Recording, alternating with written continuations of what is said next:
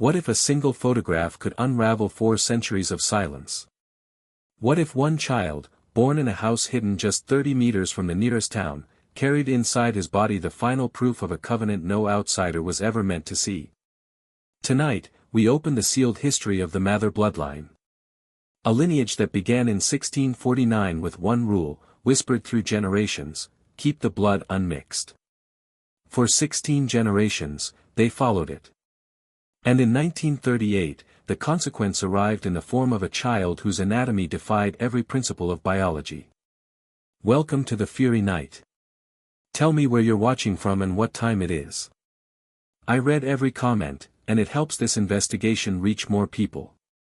If you haven't already, like this video and subscribe so you never miss the next uncovering of buried history. What you're about to hear is not folklore, superstition, or rumor. It is a documented collapse. A family line folding in on itself until all that remained was one child, one photograph, and a truth locked away for decades. There is a photograph sealed inside a temperature-controlled vault in Virginia, catalogued under a numeric code rather than a name. Archivists who have handled it note the same unease. The child in the image looks ordinary at first glance. Yet something in the proportions, the stillness, the symmetry holds the eye longer than it should. The boy stands in front of Ashford Hall, wearing a suit slightly too large for his narrow frame, his expression unreadable. The file lists him as William Mather, age 12. What the picture doesn't show is what physicians would later confirm: that the boy captured in that photograph should not have been biologically viable. William was born in 1938, the 16th generation of a family that had married only itself for nearly 3 centuries. The consequence of that inward spiral lived inside his body. When Dr. Harold Brennan conducted his examinations, he recorded details he had never encountered in any medical text. William's heart sat on the right side of his chest. His stomach and liver were reversed. Every major organ mirrored typical anatomy. Beneath the surface, irregularities multiplied: malformed blood cells, uneven platelet behavior, and skeletal deviations. Nothing in the photograph reveals these conditions. His posture is straight. His gaze is direct. But the stillness is unnatural, as if the child has learned to hold every muscle in precise alignment.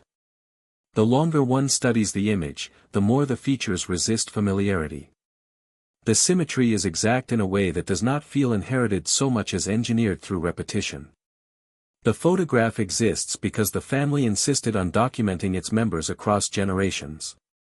For the Mathers, record-keeping was tradition. What they failed to understand was that the records they treasured became the evidence of their own collapse. 16 generations of controlled unions had concentrated every recessive weakness into a single descendant. William was not a deviation from their design. He was the outcome of it. Medical professionals who reviewed Brennan's notes decades later described William's biology as an end point, the point at which a lineage no longer branches, but contracts.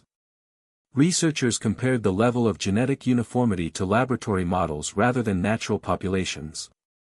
The child in the photograph was, by every clinical standard, the product of a system that had pushed human inheritance past its functional limits. Yet the Mather family saw him differently. For them, William represented the preservation of a legacy they believed was sacred. They did not see pathology. They saw purity. The photograph remains locked away because revealing it would require confronting what that purity demanded and what it destroyed. The image of William Mather endures because it forces a question the Mathers never asked out loud: what does a family become when it chooses lineage over life?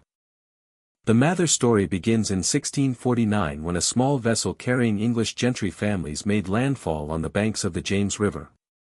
Among its passengers was Edward Mather, a man whose modest nobility in London carried little practical influence but considerable pride. In Virginia, with land available, they saw an opportunity to rebuild their legacy on their own terms. Colonial records list Edward as receiving a sizable land grant, hundreds of acres of undeveloped forest. It was an inheritance of potential rather than comfort.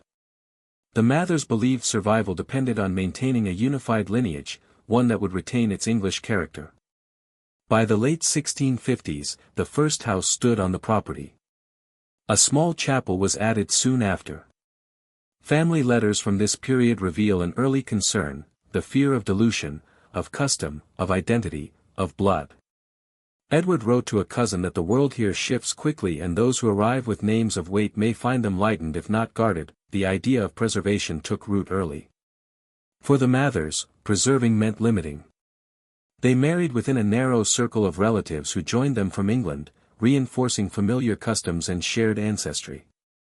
What began as a practical measure became an informal doctrine, an understanding passed quietly that the family would govern itself through its own unions. By the early 1700s, this understanding had a name. Family journals referenced the covenant, a term used as a pledge. Marriages were to occur within the extended family whenever possible. Its purpose, they believed, was stability. No one at the time considered the biological implications. The family interpreted each successful generation as proof that their method ensured continuity. What went unspoken was the narrowing of the lineage, an incremental tightening that accumulated over centuries. By the early 1700s, the Mather estate had expanded. The family constructed Ashford Hall on a rise of land 30 miles from the nearest town, a deliberate distance meant to secure privacy. Travel required hours by horseback, a barrier that discouraged visitors and reinforced isolation. The house was intended to be self-sustaining. Adjacent structures soon followed, a schoolroom, servants' quarters, a private chapel. These additions meant the family rarely needed to leave. Education became the first point of separation. The family hired instructors to live on the estate. Lessons emphasized scripture, lineage, and continuity. Children grew up with limited exposure to peers outside their family. Religious practice reinforced the boundaries. The private chapel replaced public services. Sunday gatherings were exclusive. Sermons centered on duty, obedience, and the integrity of the family line. Marriage customs evolved. Cousin unions, initially practical, became normalized. By the end of the century, this pattern was well established. The idea of marrying outside the family was framed as unnecessary risk. The Mathers valued predictability. Their isolation was not only geographic, it had become philosophical. By the early 1800s, the Mather family had become its own record-keeping institution. Inside Ashford Hall, shelves of leather-bound genealogies traced every birth, marriage, and death. Each new entry reinforced a pattern, names repeating with increasing frequency. Thomas, William, Elizabeth, Margaret, cycling through generations. The genealogies documented unions between first and second cousins. By mid-century, annotations required clarifications in parentheses. The tree no longer branched outward. It folded back on itself. The visual record reinforced this. The earliest oil portraits show distinct features. But as the 1800s progressed, photographs displayed an emerging sameness. Families posed with identical sharp noses, high brows, and narrow chins. Household correspondence referenced the resemblance with pride. To the family, this sameness confirmed the covenant's success. They interpreted uniformity as proof of purity. When children developed subtle abnormalities, these were described as quirks rather than warnings. Kinship roles grew complex. A man might be an uncle, a second cousin, and a grandfather by marriage within different branches. By the end of the century, the genealogical books recorded fewer distinct branches. The lineage had condensed into a loop. Between 1870 and 1900, the changes shifted from subtle to visible. The first detailed medical note concerns a girl born with 6 fingers. The entry is factual, followed by, no cause given, family unconcerned. A few years later, an entry describes a boy with severely bowed legs. Stillbirths began to appear more frequently, often listed without explanation. Cemetery records show small markers with only initials. Some children were born alive but developed conditions never mentioned publicly, convulsions, mutism, developmental delays. Funerals became increasingly private, limited to immediate family. As these patterns accumulated, Ashford Hall's routines tightened. Travel decreased. The family relied on deliveries. Questions from outsiders were met with brief, courteous replies citing illness or estate pressures. Within the household, the covenant remained unchanged. Marriages continued within the extended family. There is no indication anyone connected the rise in deformities to the pattern of marriage. The warnings were present, but they were not treated as reasons to alter course. By 1900, the Mather lineage structure was a dense cluster of repeated connections. The genealogies show lines crossing and looping back. Inside Ashford Hall, the family viewed these relationships as natural. The covenant shaped expectations. Relatives of the same age grew up assuming they were potential matches. The logic was simple: unified land, unified name, unified blood. To rare visitors, the family's sameness was noticeable. Guests commented politely on the consistent features.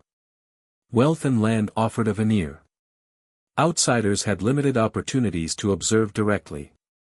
Homeschooling, private chapel services, and on-site staff reinforced seclusion. Within this enclosed system, signs of genetic compression were present but never acknowledged. Children with abnormalities were described as delicate. The genealogies avoided health commentary.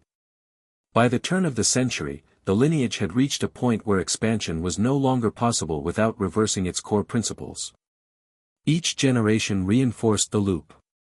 In 1923, the lineage reached a moment of quiet disruption. Catherine Mather, 17, raised in seclusion, developed an interest in the world beyond Ashford Hall through books brought by a tutor. She began asking questions about travel and distances. This drew the attention of Thomas Mather VI, head of the household. The confrontation was brief. Catherine expressed a desire to marry outside the family. Thomas's response was direct: if she left, her name would be struck from the family Bible, her portrait removed, she would be considered dead to the lineage. She remained. The tutor was replaced. Within months, she married her first cousin, Thomas. This moment marked the last recorded attempt to deviate from the covenant before William's birth. Catherine's married life began under familiar expectations. Between 1925 and 1935, she carried 7 children. 4 died in infancy or early childhood. 3 survived but displayed physical or developmental abnormalities noted only in private staff notes. As losses accumulated, Ashford Hall grew more insular. The doctor visited less often. Within the estate, routines continued with a subdued quality. The family's correspondence reflects a controlled denial. The covenant maintained its silent authority. By 1938, Catherine was 32 and physically worn by a decade of difficult pregnancies. Yet her next pregnancy progressed without the earlier crises. The Mathers responded with quiet relief, seeing it as a sign of correction. Dr. Brennan, however, was cautious. William Mather was born on September 14, 1938. The delivery was calm. The infant's features were strikingly symmetrical. Dr. Brennan's examination soon revealed dextrocardia, the heart on the right. Further assessment confirmed complete situs inversus, stomach on the right, liver on the left. There were also skull irregularities, vestigial foot bones, and abnormal blood cells. The family gathered with relief. William appeared strong. Brennan recorded his findings with care, noting the constellation of traits warranted observation. The estate settled into confidence, unaware the infant's anatomy was the culmination of generations of narrowing. William's early development was documented. By 6 months, he had normal hearing but did not startle at sudden noise. His visual tracking was mechanical, without engagement. When held, he remained rigid. By age 2, he walked with a shuffling, deliberate gait. He showed no interest in toys, instead spending hours tracing wallpaper patterns. His older siblings kept an instinctual distance. In March 1941, Catherine requested an early visit from Dr. Brennan. William, now 2.5, stood for hours staring into a mirror and made strange rhythmic noises at night. Brennan's examination found reflexes, functionally present, behaviorally absent. William's gaze was steady but unfocused. Brennan later wrote that looking into his eyes felt like encountering a presence observing from behind. Brennan asked the family to leave the room. Once alone, he spoke plainly about his observations. William remained motionless. Then his lips moved. His voice was calm and precise. He said one word, neither. Brennan ended the session. He left Ashford Hall that evening and did not return. His final journal entry read, "The child speaks, but not as expected.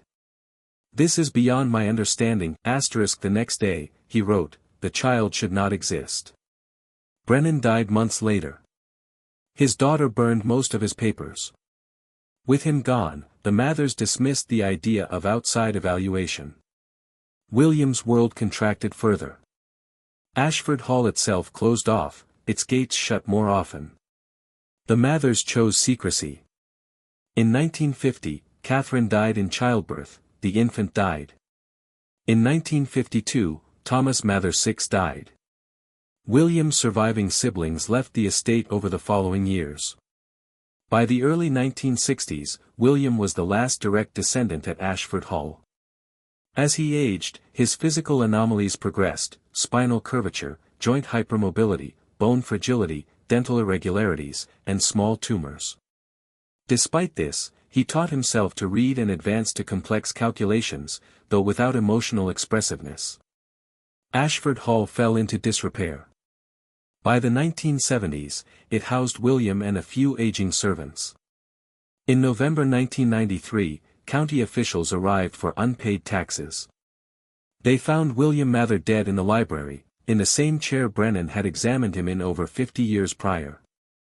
The autopsy confirmed situs inversus and detailed extensive genetic homozygosity, a level indicating extreme, multi-generational inbreeding. The examiner noted the lineage had collapsed. Ashford Hall was demolished in 1997. The cemetery was relocated. During clearing, some of Brennan's notes and the family Bible were recovered. The photograph of William at age 12 was catalogued under restricted access. A medical historian later published an anonymized case study. The Mather line ended not with drama, but with quiet dismantling. What remained was documented, stored, and filed, evidence of a covenant upheld until it produced an outcome from which the lineage could not continue.